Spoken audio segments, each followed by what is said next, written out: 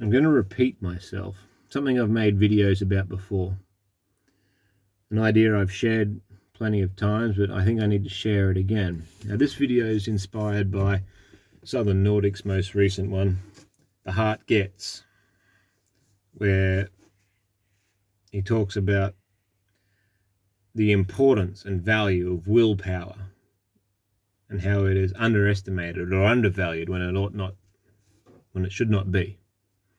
And I'm here to support this notion by repeating myself about Odin's ravens, Hugin and Muninn, and the misunderstanding and the mistranslation that Hugin and Muninn represent thought and memory.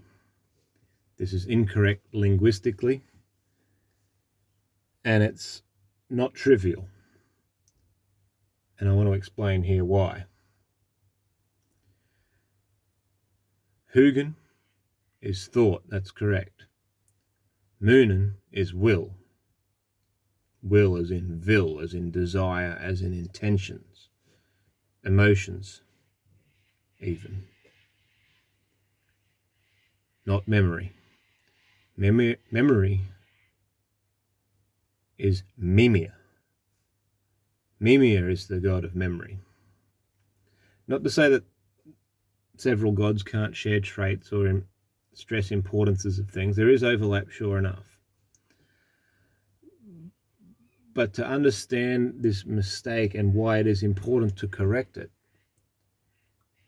I think it's represented in how these things are presented as Odin's possessions.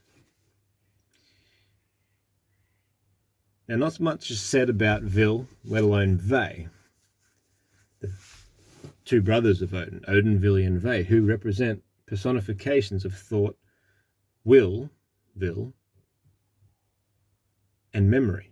Odin, thought, Vil is will, and Ve is memory. Now, somewhere along the line, Odin elevates himself. He goes from higher to the higher one, right? And somewhere along the line, Odin, the brother Odin, becomes Hugin, thought. Still thought, but he's now in the form of a raven. Vil, will, becomes Muninn, the other raven. And Ve becomes represented by Mimir's head. When these three things are now Odin, another form of Odin who has elevated himself to be the possessor of these three things. Hugin, Muninn, and Mimir's head. Thought, will, and memory. Now, it's important to correct this because by thinking of the ravens as thought and memory, we forget, funnily enough, we lose memory of Vil. It becomes overlooked. Vil, as in will is equally as important as memory. Think about what's necessary for basic life in biology. One way of looking at things is you could say death occurs when you have no oxygen in your brain. That's kind of the definition of death in a way. But oxygen is no good without blood to transfer it around. Right? When you think about the essences of these purest things, you have blood that's oxygenated and deoxygenated blood, right?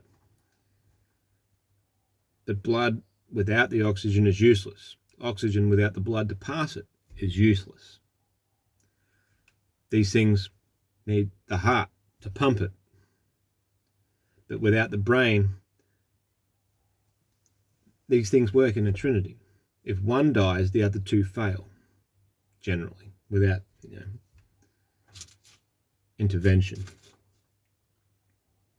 Without the heart to pump the blood around, the brain doesn't get the oxygen. The brain dies, and therefore the heart dies too. So it's a perpetual life system. All the other organs are support mechanisms for filtration. This is a different thing.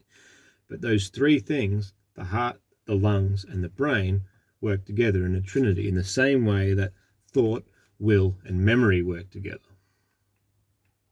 Memory without will is useless. Memory requires will just as much as memory requires thought.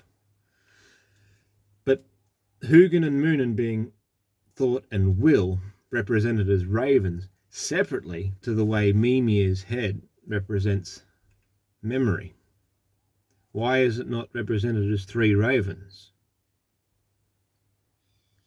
Will and thought, Hugin and Muninn, thought and memory, are forces that interact with memory, which is physical, tangible, sensible things. Not sensible as in like sight, things that you can see, things that you can smell, things that you can feel, things that you can touch. These are where memories reside. Memories are physical senses. These physical senses manifest thought and will. They create thought and will. But likewise, thought and will are stored as memories. When you think back into early memories, there are some different ways that you can remember things. Sometimes you remember seeing something. Sometimes you remember the smell. You remember the sound, the taste. But you can also remember feelings. But feelings are also separate and different to thoughts. It's hard to explain with ideas and thoughts and words to explain feelings. But they are as real as each other, thoughts and feelings. They are similar enough in the way that they function, which is why I think we have them personified as ravens. They are both ravens together because they are similar enough in the way that they operate in the world. If we think about your mind as a map, the ravens are flying all about the place. The memory is something that is often thought to be stored in the head, but it doesn't necessarily mean it's in our brain, but it's in our storage space. I think we definitely have memory stored internally in our brain, but it's not exclusive to that. And even still, our brain is the tangible, material place where we may store memories. But what memories are and the currency which memory is exchanged and translated from one thing to another is through the forces of thought and will. They're powers, force, power. They are both similar in that sense. So this is why it's important. Now, I'm not going to say too much about the importance of willpower, but understanding that will is as important as both your thoughts, the power of thought, the power of will. They go hand in hand. They're two sides of the same coin. They give memory credit, and memory keeps thoughts and willpower, thought power and willpower. It gives them substance. Your will, and will can be interpreted as memory. Think about like your last will and testament, that piece of paper. The piece of paper is not the will. The piece of paper where you write down, that has all the words written on it, is more akin to Mimir's head. It's the memory. It's the thing that is recalled from. That's what Mimir is referred to as, the recaller or the rememberer. But the thing that is remembered is your will and intentions. What you intend to have done with your estate, with your body, with your children if they need some sort of guidance in your absence. Will is something that is forced into memory on paper when we talk about that will and testament, your last will and testament. It is your thoughts on something willed into memory. They all work together, but they are separate things, which, if your will is not strong enough, your thoughts will not be remembered. If your thoughts are not, shall we say, correct or disciplined, your will be misguided and your memory might be incorrect, if that makes sense. I think I have asserted my will here as much as I can in this video. I hope that makes sense. I hope this contributes to the importance of understanding will and willpower. I hope those who understand that willpower is indeed important,